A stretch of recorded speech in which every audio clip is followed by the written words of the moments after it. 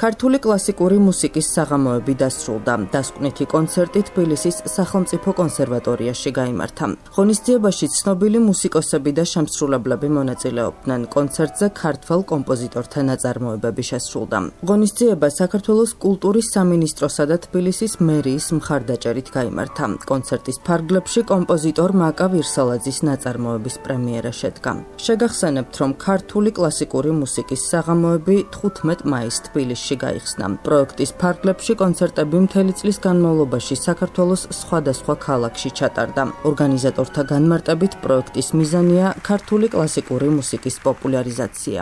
ქართული კლასიკური მუსიკის საღამოებს საფუძველი ჩაეყარა 2024 წელს და დიდი გამოხმაურება ჰქონდა მაშინვე, მაგრამ ცხადია წელს ბევრად უფრო დიდია მასშტაბი, დიდია იმ კონცერტების რაოდენობა, რაც ჩავატარეთ და გარდა ამისა დაემატა მასტერკლასები ახალგაზრდა მუსიკოსებთან, რაც მე ვფიქრობ, რომ ძალიან მნიშვნელოვანია ამ პერიოდში 10-ზე მეტი კონცერტი ჩავატარეთ, არა მარტო თბილისში, არამედ სხვადასხვა ქალაქსა და რეგიონში, როგორიც არის ბათუმი, თელავი, ბორჯომი, ქუთაისი, ზესტაფონი, სენაკი და კიდევ ერთი მნიშვნელოვანი რაც შემიძლია ვთქვა ამ პროექტის შესახებ არის ის, რომ არაერთი ნაწარმოები დაიწერა სპეციალურად ამ საღამოებისთვის და დასკვნით კონცერტზეც ცხადია შედგა პრემიერა, ეს გახლდათ მაკა ვირსალაძის ხორუმი, რომელიც სპეციალურად დასკვნითი კონცერტისთვის დაიწერა. მართლაც ძალიან საინტერესო პროექტი შედგა.